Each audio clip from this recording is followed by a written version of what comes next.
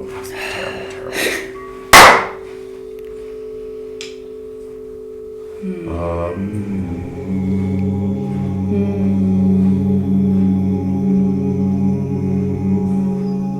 wanted to find that frequency to begin with. Yeah, let's talk about it. It's 215.7 hertz. Perfect. And I think there's something in that range, something... It is the frequency of love, It's the frequency that the universe vibrates upon, the frequency of the cosmos. And as above, so below, the frequency of us, of you and I. It is a cosmic, an international, and an individual frequency. It's cosmic, it's atomic, it's quantum, and it's universal. And I think that's sort of the scale. That's the scale that I find so revealing about life, right? There's levels to things. There's categories that we use to separate what is, beneath it all, a kind of common whole, a singular whole. Singular. Open, exposed, wide. I think that was really beautifully put, so I want to thank you, I think, for verbalizing that and bringing it into the frequency of sound and of voice and of intellect. I mean, I think with the album, what we were really, really aiming to do is to capture. A snapshot. A snapshot. A screenshot. A screenshot right. Of that frequency, of that universal sound, of that universal feeling. Carl Jung often in his iconic Man's Search of Symbols talks about archetypes, and he talks about an archetype is not just an image, but rather a psychic energy, an embodiment. And what I really think he's trying to tell us is that there are these symbiotic organisms that we can inhabit, and that can inhabit within us, you and I, together. Yes, the sort of frame, right? A sort of mold that you inject with the substance of the self. It's sort of a manufacturing of a self through structures that have been provided by the outside. Absolutely. Very Jungian, very Jungian, I think. Very right? Jungian. It's Jungian, it's Oldian, it's therian, it's never therian, right? And I think it's that dichotomy, that sort of contrast that we find in a lot of these sorts of concepts. Absolutely. Yeah, beautiful. I mean, Sylvia Plath, right? Well, did you meet Sylvia? We actually went to high school together. A lot of people don't know that, but we go way back. Syl, yeah, I knew. I had some friends that beautiful used to woman, yeah, beautiful I love woman, Syl, beautiful so. mind, so serpentine and floral, exposed, vulnerable, independent, motherly, and strong, like Gaia. Like Gaia. That was actually her daughter's name. Yeah. Gaia Plath.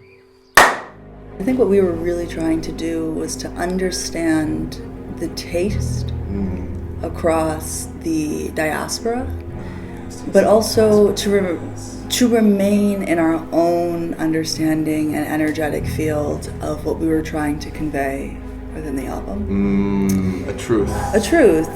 Honesty. And honesty. Yeah, I mean,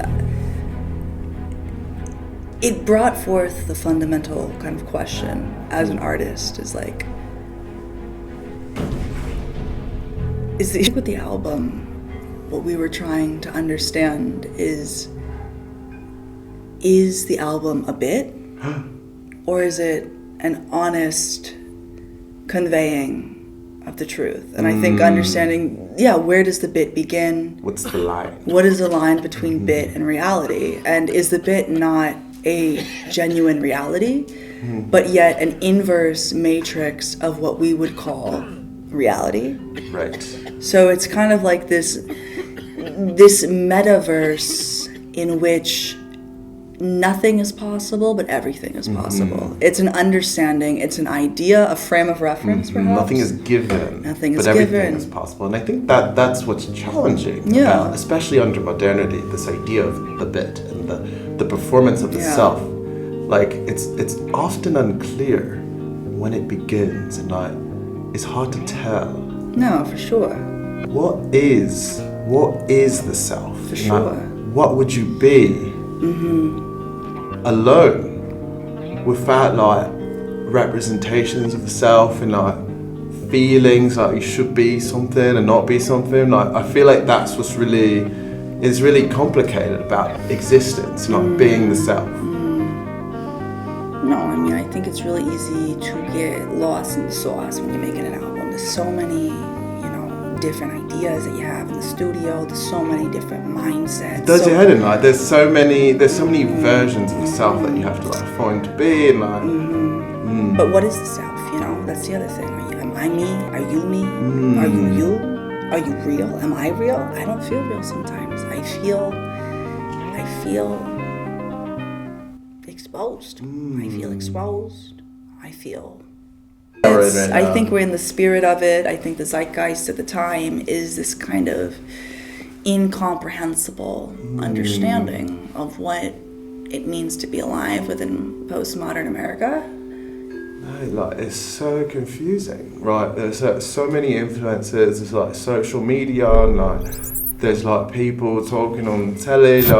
There's so many things that you have to deal with as a person, and I feel like the challenge, the thing that's really difficult about that is finding that internal self that's true, and being yourself. And I feel like when I'm thinking about art and thinking about interviewing people, I really try to find a way. How can I be myself? How can I be consistent and inside myself? I don't have to pretend to be anything. I don't have to change who I am to talk to other people. To try to match your vibe. I'm just trying to be myself. Yeah, and I think you're doing a really good job at it. I mean, just the way that you express yourself, I think is so authentic and so honest and so vulnerable that I think it's really beautiful. No, I think that's what I love about this sort of interview process. Is I feel like I found a voice. I found something that's consistent, that I don't have to hide behind anything. I don't have to pretend to be anything. I can just be myself. Yeah, I mean, it's honest, as I said before. It just flows out of you, and it's solid. You're solid. The questions you ask. So again, I want to thank you, and I want to commend you on your ability to express yourself so fully and so genuinely. No, I really appreciate that. I think there was a long time in my life where I was worried about how can I be true to myself and find a way to how do you say be honest with the audience and everybody around me. And I think yes, it was a journey, but that is art, right? It is how can I find something that is true to myself and communicate that to other people. Yeah, I mean, how long have you been in the industry? Yeah, so I actually came out of the American sort of Southwest, a sort of native art scene, and I sort of grew from there and sort of cataloging the different experiences of art there. I was actually born and raised in Albuquerque, New Mexico. Well, not born and raised. I was all over. There's other parts of that story, but I think absolutely. Yeah, I think that was really what rooted me in sort of a scene, right, and gave me the conversations to have that experience. Yeah, and I mean, as an artist, how would you define yourself in 3 words? What do you think really sticks out to you about your specific approach, especially as an interviewer and an intellectual? Yeah, like I feel like because I grew up on South London, like that was the scene that I like found first, and I feel like there's like an honesty to that place. Like people are just themselves. They like make music, and so I feel like when I was younger, like I was like coming up, like meeting people, going to parties, like trying to like understand it. Like London is a perfect place. There's people from all over the world. Like cosmic. It's a cosmic central. And I think there's something to be said about that sort of cosmic scale. You know, the universe is colliding into something new and organic. Mm-hmm. Yeah, I mean, I think with the incoming and impending